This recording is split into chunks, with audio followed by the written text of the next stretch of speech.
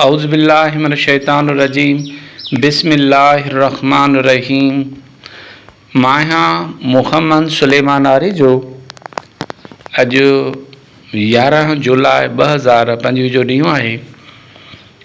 अॼु मौज़ू आहे ॻोठ ख़ैर मोहम्मद आरिजा में सैयद बेग मोहम्मद शाह वारो क़ब्रिस्तान।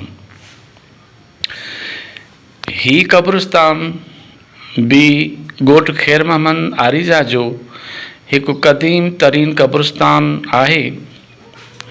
ही क़ब्रिस्तान हीरा वाह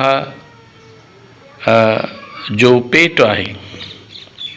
जॾहिं हीरा वाह ख़तम थी वियो त पोइ हिन प्लाट खे क़ब्रिस्तान में तब्दील कयो वियो। हिन क़ब्रिस्तान जो प्लाट सैयद बेग मोहम्मद शाह जे तरफ़ां मिलियल आहे। सैयद बेग मोहम्मद शाह जन हिन क़ब्रिस्तान मां कुझु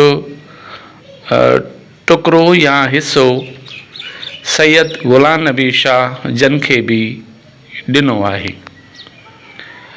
उन निस्बत सां संदन तुर्बतूं बि घिटीअ जे जेको कार्नर आहे उते मौजूदु आहिनि। हिकिड़े कमरे जे सूरत में उन्हनि खे चौधारी भित ॾिनल आहे, उन जे मथां छत पियल आहे। सो ही उहो क़ब्रिस्तान आहे सैदन जो जेको ॿियो क़ब्रिस्तान आहे उन्हनि जे पंहिंजे जेके रहाइशी घर आहिनि उन्हनि जे वेझो।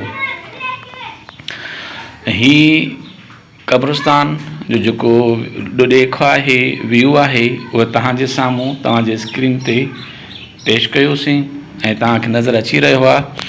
ऐं हिन क़ब्रिस्तान में जेके मदफ़ून थियल आहिनि ख़ानदान, सैयद अब्दुल्ला शाह जो ख़ानदान मदफ़ून आहे, सैयद असदुल्ला शाह जो ख़ानदान मदफ़ून आहे, सैयद हिज़्बुल्लाह शाह जो ख़ानदान मदफ़ून आहे, सैयद अब्दुल गफ़ूर शाह जो ख़ानदान मदफ़ून आहे, सैयद इरशाद अली शाह जो ख़ानदान मदफ़ून आहे, सैयद अली शाह जो ख़ानदान मदफ़ून आहे ऐं सैयद ग़ुलाम नबी शाह जो ख़ानदान मदफ़ून आहे।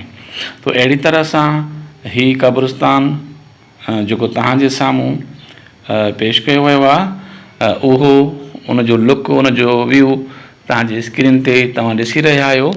ऐं ही क़ब्रिस्तान बि सैदन जे पंहिंजे प्लॉट में क़ाइमु आहे ऐं हिन जी बि मुख़्तसर ऐं जामियो जेकी डेटा आहे उहा तव्हांजे साम्हूं तव्हांजे स्क्रीन ते पेश कई वई आहे।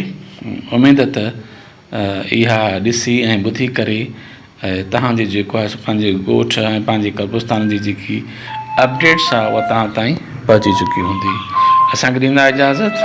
अल्लाह हाफ़िज़, जज़ाकल्ला।